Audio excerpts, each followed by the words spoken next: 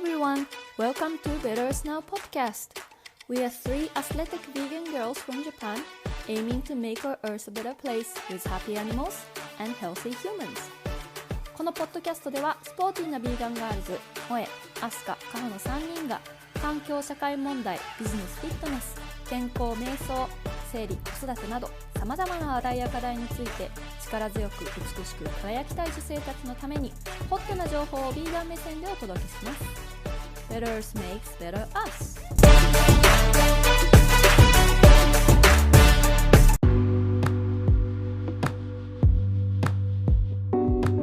Hi everyone, in today's episode we welcome Vegan Traveler Izzy. With her almost 20 years, she is still trying to figure out what to do and where to go, but she knows that a healthy lifestyle became so important to her, and one day she would love to help the other people to feel well and confident in their bodies as a profession. After her training on Maui in Hawaii this year, she is now on her way to becoming a Pilates teacher. She has an urge to see different places, meet strangers, try new food, and experience new cultures, as well as change her perspective on life while traveling. 日本語でポッドキャストを聞かれている皆さんにお知らせです。今回のエピソードは英語でお届けいたします。日本語で聞かれたい方は次回のエピソードをチェックしてみてください。Alright then, let's dive into the conversation with Izzy. Enjoy!So today we have a special guest joining us, Izzy. Thank you so much for joining us, and we're so happy to have you here. It's totally my pleasure to be here. Thank you so much for inviting me. Thank you. How are you today? I'm great. Yes, I'm great. The weather's not so good, but I mean, it's the weekend, so it couldn't be better. Yeah, exactly. That's nice. So a little bit of a story time, I would say. So Izzy met our teammate Moe in Okinawa. So you were in Japan recently, right? Yes, that's right. It was a great time. I went there for 1 month, and in my last week I met Maui, and I just met her, and she was so kind to me, and she was like, I want to invite you to have a great vegan dinner with me. And then I was like, okay, nice, fine. And so we became friends, and now I'm here. Nice.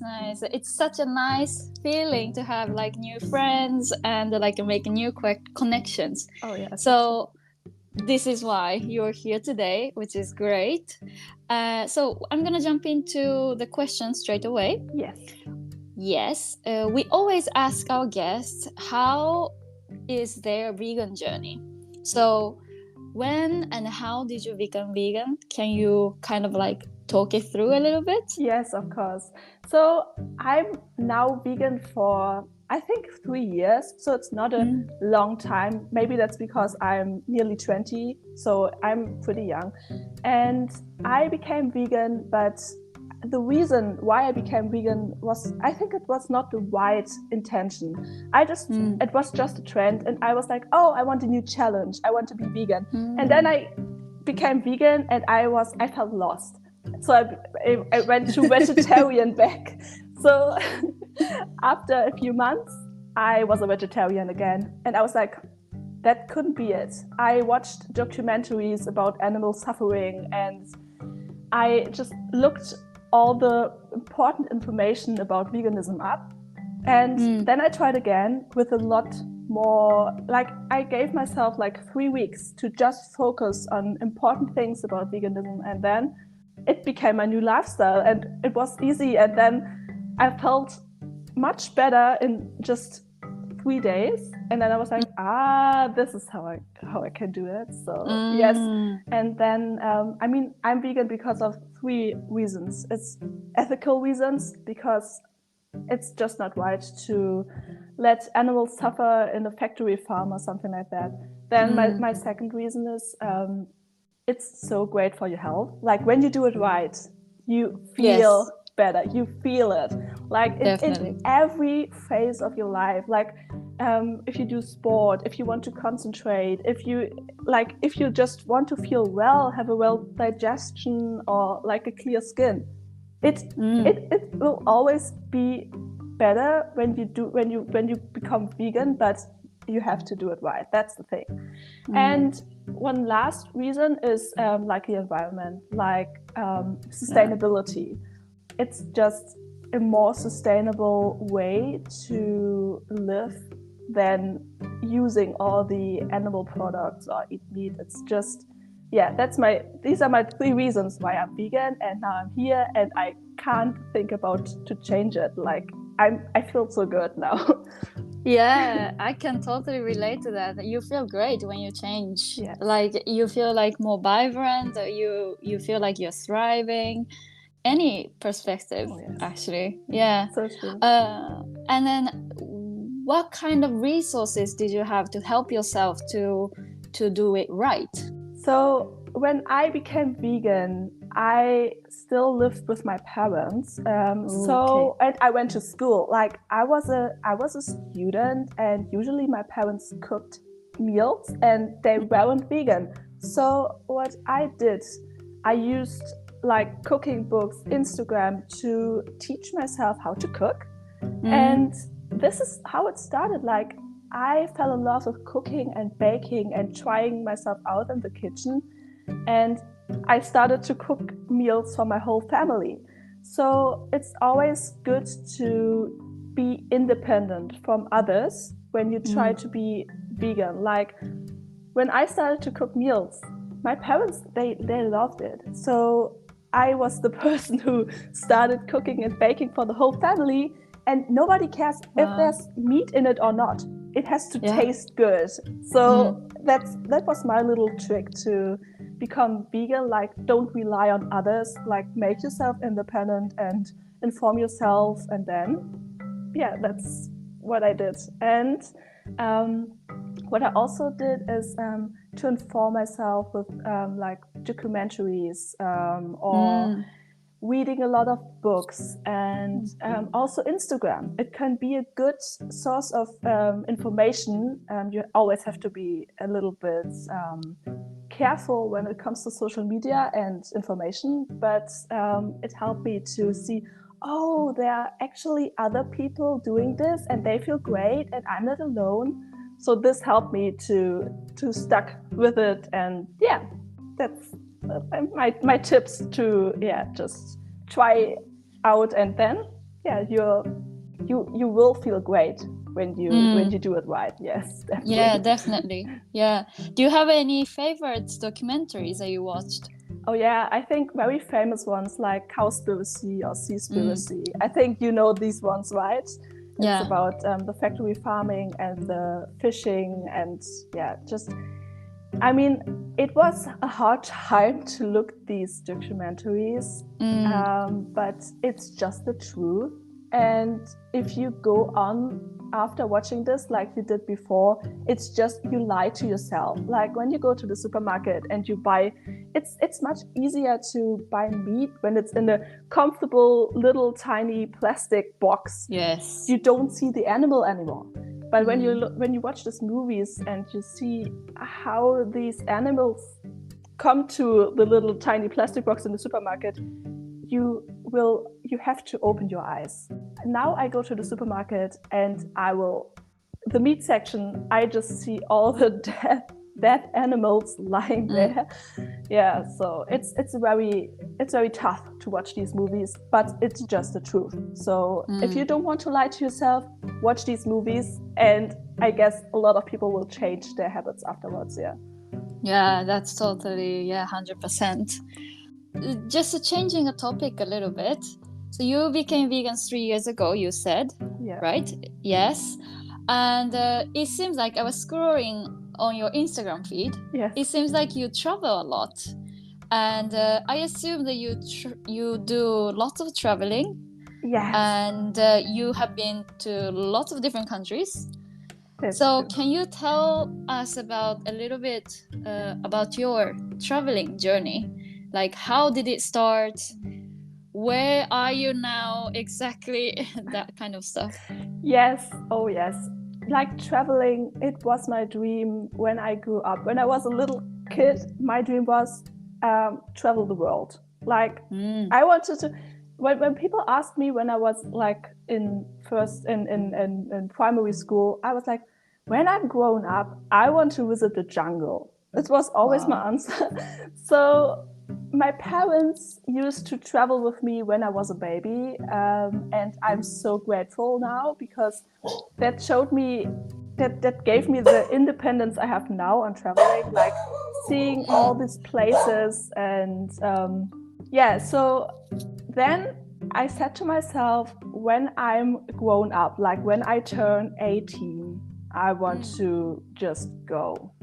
I mean, I grew up on the countryside in northern Germany, and even though my parents were traveling a lot with me when I was younger, I felt a little bit trapped. I felt trapped in the countryside. The city was a little bit far away from me, so I was like, I want to go out of here. And so I looked some good places for solo traveling up in the internet. And I was like, I love all of those, but I have to decide. And so I decided to go to Sri Lanka first when I turned 18.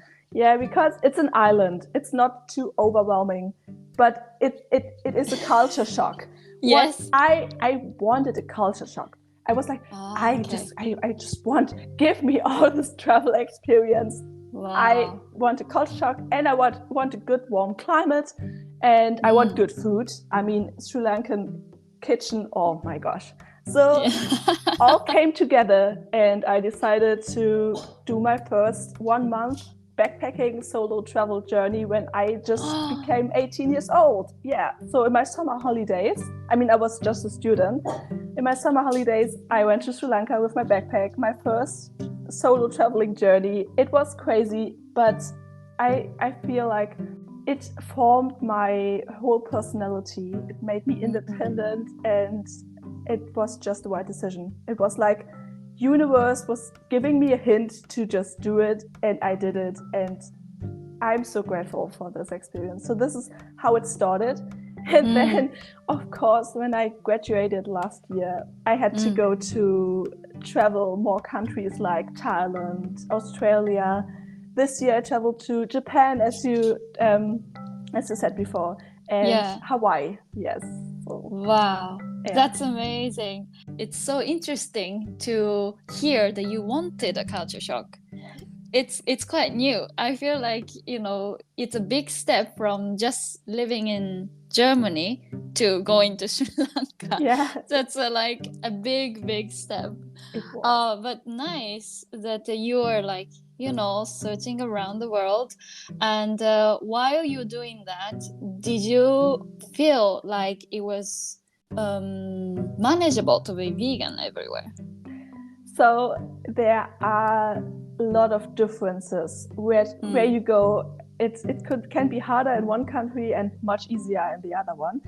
I didn't know it when I go to Sri Lanka, but I felt like Indian, Sri Lankan, a lot of Asian countries have a cuisine with good plant-based options. So I looked it up before, and I was like rice and curry, it must be vegan. And I don't care if I have to eat rice and curry every day. Like, it's always good. So I traveled to Sri Lanka, and then there was all the fresh fruit and the rice and the curry, of course. And it wasn't hard. It just wasn't hard. But maybe it was just because it was Sri Lanka. Like, I looked a lot of places up, like even on Google Maps, and I made myself little tiny marks on my Google Maps. So this is how I do it. Before I start traveling, I look places up in case I don't know where to go to eat, and then I just make marks on my map, and then I'm prepared. And then I always can ask people. Like, the people in Sri Lanka, they were so friendly. Like, when I asked them where I can eat, I'm vegan, they're like, oh, that's not that, like, just go 10 meters over there. There's like my aunt cooking like for you. It's not a big deal. and they speak very well English, so it wasn't hard. It was much easier than I thought, and the food was so good. It was very good. Yeah, Sri Lanka is one of the country that I definitely want to go before I die. This is like the bucket list thing that I have. How about Japan? Was it difficult, or before I go there, I thought it would be much more difficult than other Asian countries. And even my mother said, maybe you just go vegetarian for this time. I was like, no, I mean, it has to be possible to eat vegan in Japan. And I go there, and I mean, I started in Tokyo. I think Tokyo, you can get everything. This was so easy. It couldn't be easier to eat vegan in Tokyo.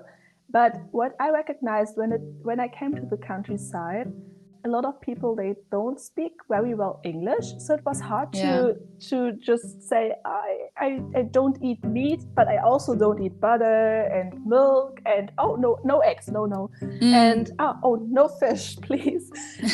So what I did, I just used Google Translate, and I typed it in, and then I showed them what I can't eat, but I also showed them what I want to eat, like what I can eat, like vegetables, or just pasta, or these.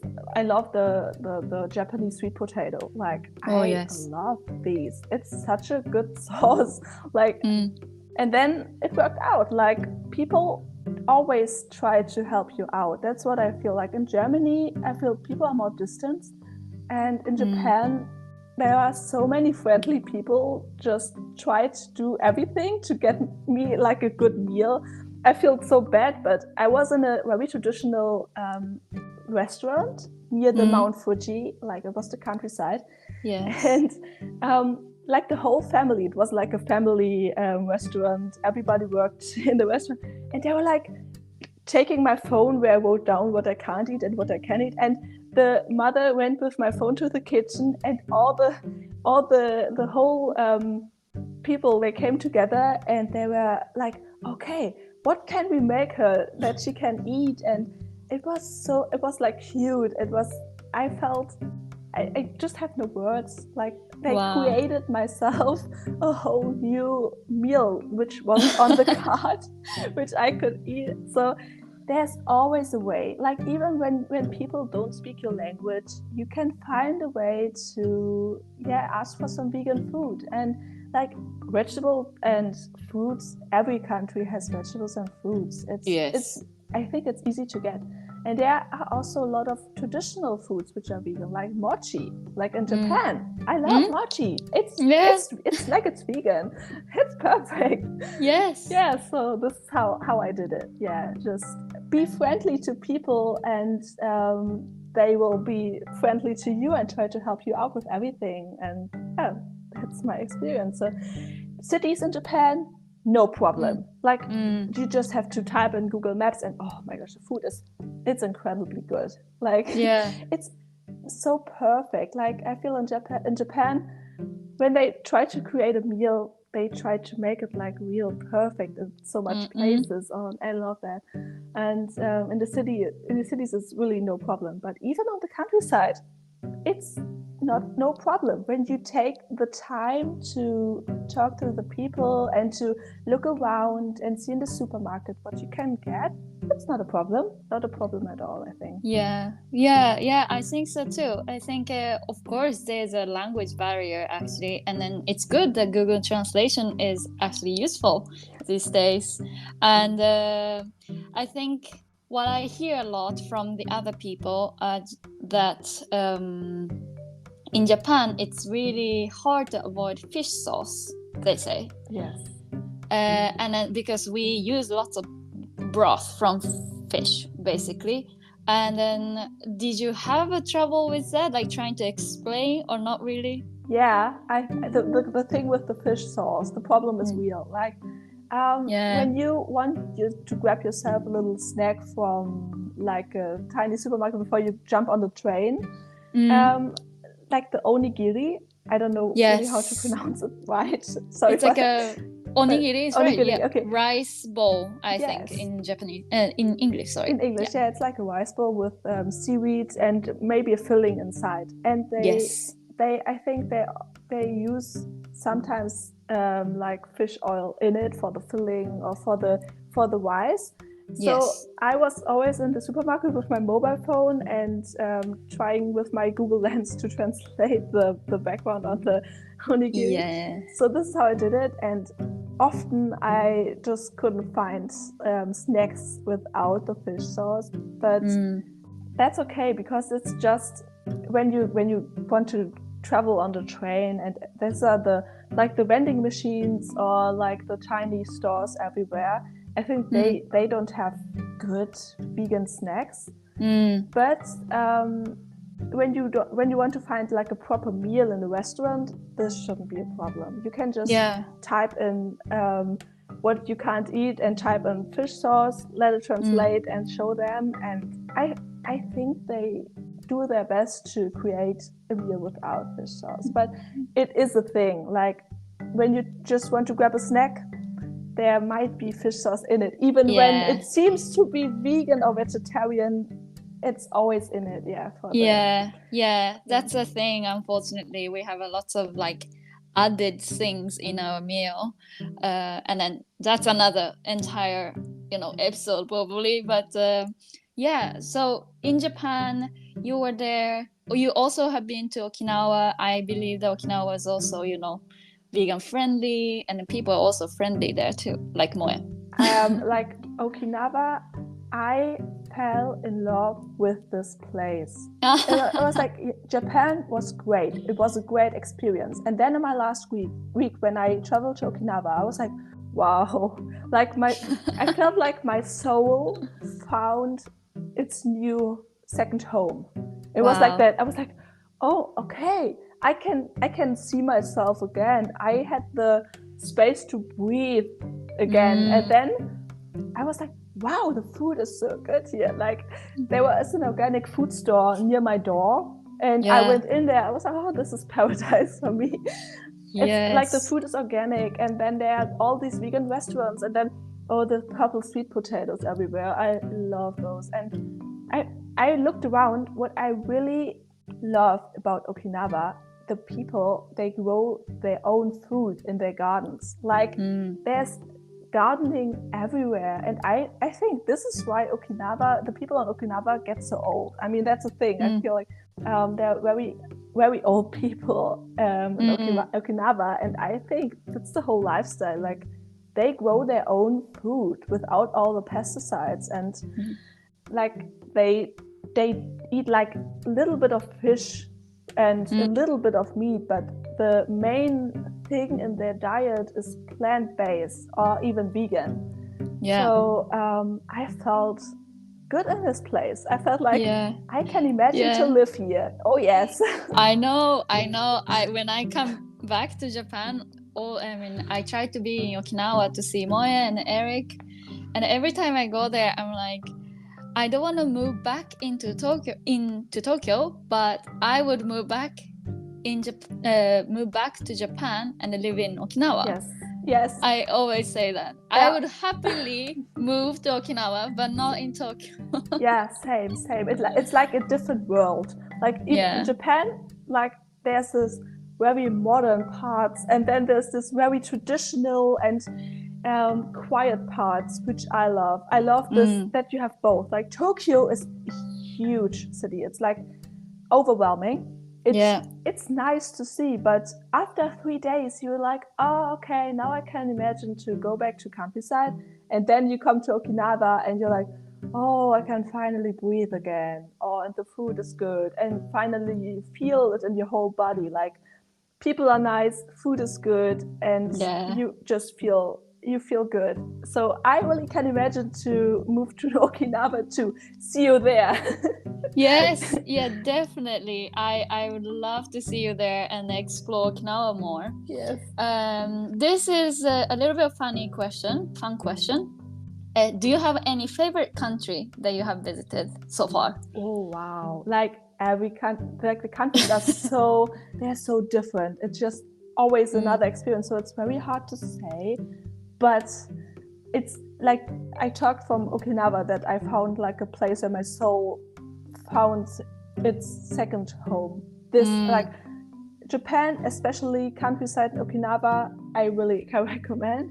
And then Sri Lanka. Maybe it's because it was my first big trip. Maybe it's just because it's emotional. But Sri Lanka, it's an island. You can see nature, but also go to the ocean to surf. You can go hiking. You can do traditional things like doing a cooking class or visit temples. The people are friendly. It's like cheap when you're on a budget. Like when you're a student, when you're young. Like a young student and you don't have any money to travel, you can just grab your backpack and you can live for 1 month in Sri Lanka, and you're like, wow, okay, I nearly like spent like €1 or like €2 for one meal. That's crazy. So Sri Lanka it's like in my heart forever, and Japan too, and also Thailand. Not every part because it's very touristy. I don't like it when it's too touristy, but in Thailand, especially Koh Phangan, it was touristy, but there's this spirituality. Like when I'm traveling, I try to find places where I feel like, wow, okay, the energy here is great. It just fits to me. And on Koh Phangan, there were all these yoga studios and vegan cafes all over the place. And it was a little island, like islands. I love islands. I think that's like Okinawa, Sri Lanka, Koh Phangan in Thailand. It's all islands. You feel like surrounded by the ocean, palm trees, and good food, good people, good vibe. And these are really places I really fell in love. Oh, nice. I hope you keep finding those places in the future. And you touched about, your spirits or souls find like their second homes in Okinawa. So I wanted to talk a little bit more about that, your spirituality. Am I saying it correct? Spirituality. That's it. So when did it start, and how is it developing for you now? So in my last years of school, like I told you before, I felt a little bit trapped here in northern Germany. I was like, I just want to go out of here. And I had my struggles when the COVID crisis. I mean, everybody knows it was a mess, and we're just trapped at home, and you couldn't go out. And I was like, I had to be with myself alone all the time, and I had to start to be like here myself, not just I just go out and meet my best friend. You had to just tune into yourself and be like, okay, I'm now here, I can't go out, I have time. And it was a big struggle for me. So this was the time when I recognized like, oh wow, there must be more in life. Like I planned to travel when this whole crisis is over. I have to travel and find myself again. Like I lost myself in the COVID crisis. I had an eating disorder. I had anorexia, so it was a very hard time. I went to the clinic, and then I met a girl, like a woman. She's much older, but she's now one of my best friends, because I met her and it was like it made click in my head, and we just helped each other to go and we had like wishes. Like I wanted to travel the world, and she wanted to be an artist, and then we connected and we helped each other with our plans, and then we started to bloom. Like we went out of clinic, and then we started to live. And I was like, I felt like there must be something more than just this world. There must be like a higher energy. I don't know. I think I don't believe in a God, but I believe in universe. Like there are always hints. You just have to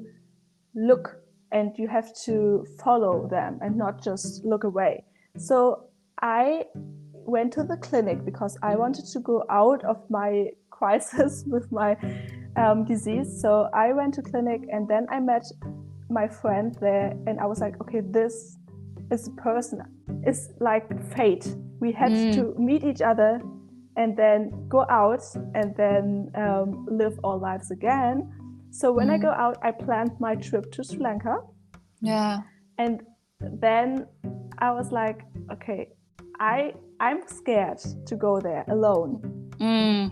But I know I just have to trust universe, because when I stay at home and don't go over my fear to live my dreams, I will stuck forever. Like it will be like a circle. I will repeat my story again and again when I don't overcome my fear. And so I started to do things I'm scared of with this trust in myself, to trust the universe and be like, okay, I'm protected by it. Like I just have to go and go step by step and just follow what my intuition says to me. And it doesn't mean that it always has to work out, but I just want to say that when you let your fear stopping yourself from doing what heals you, you will just went in the circle again and again. And so I felt, okay, when I trust, I can do everything. Like, and then I went to Sri Lanka, and then I was like climbing this rock, and I stood on this rock with this view, and I was like, whoa, okay. I felt like goosebumps all over my body, and I was like, oh wow, okay, yes, I now feel myself again, and I feel that there's more. Like I felt there's call it the universe, call it God, call it how you want to call it. Yeah. But I felt protected. I felt, yeah, I hope that I can just put it into words, but this is where my spirituality journey started. And then when I came back, I started to do yoga to really tune in. This is also what helped me a lot. And then my veganism, I mean, it comes all together. Like it's always it's also spiritual to think like you don't want other creature to suffer for your pleasure. Like that just doesn't fit together. And so step by step my whole life like came together, and now I feel I found it myself. Like that's a journey for your whole life to find yourself actually, but I now feel like, okay, the life it always goes up and down, but you just have to trust, because there's like energy, and you just have to look for little hints, and you just have to follow, and you have to go through your fear, and then you can reach everything. Yeah, that's amazing. I also practice yoga, and I'm a yoga instructor myself, so I kind of connect to what you're saying, which is nice. And then you're trying to be Pilates teacher as well, if that's correct? Yes, that's correct. I just went to Hawaii after I traveled to Japan. Yes. And I'm now becoming a Pilates teacher. Like my yoga and Pilates journey, it started, I think, together. It started with yoga, and then I also wanted like a very mindful movement like Pilates.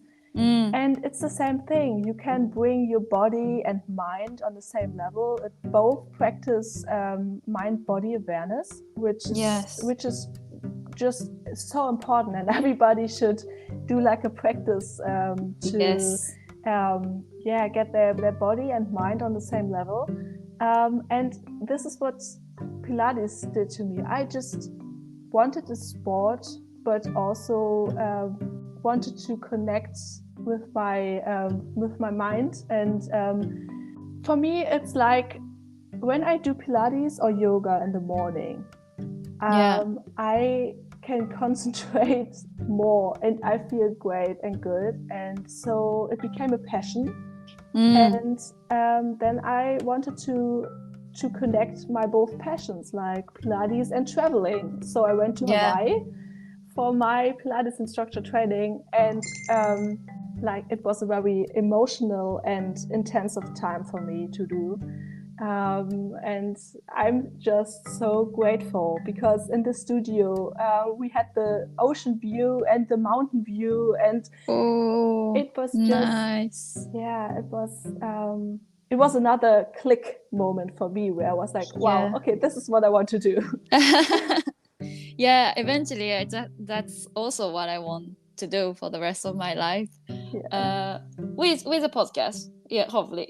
Yes, that's a good plan. Good. So I have a lot more questions, but the time is coming to an end. But is there any platform that you are active, like social media, Instagram, Facebook? Do you have any places that we can look at?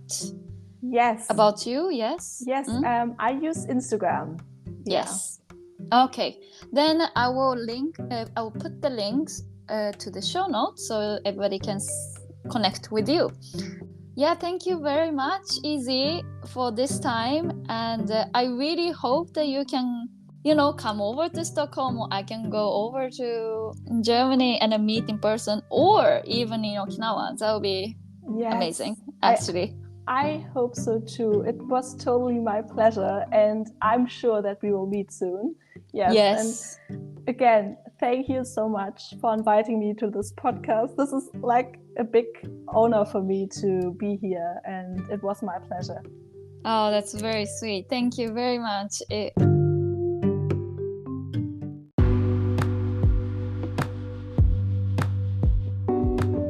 So you have listened to the conversation with Izzy. I really hope you enjoyed hearing this interview. If you enjoyed this episode, give us a rating and a follow on the podcast platform you're listening to. It means so much to us, and it will help the others to find this podcast easily. We also have social media like Instagram and Facebook, so don't forget to check it out for announcements of giveaways and events and more. You will find the links to Izzy's Instagram account on the show notes, so if you want to know more about Izzy, go ahead and follow her there. If you have any questions, feedback, and guest requests, don't hesitate to email us to this very address, betterearthn@gmail.com. Last but not least, I would like to thank our guest Izzy, and most importantly, thank you so much for listening, and see you next time. Bye bye!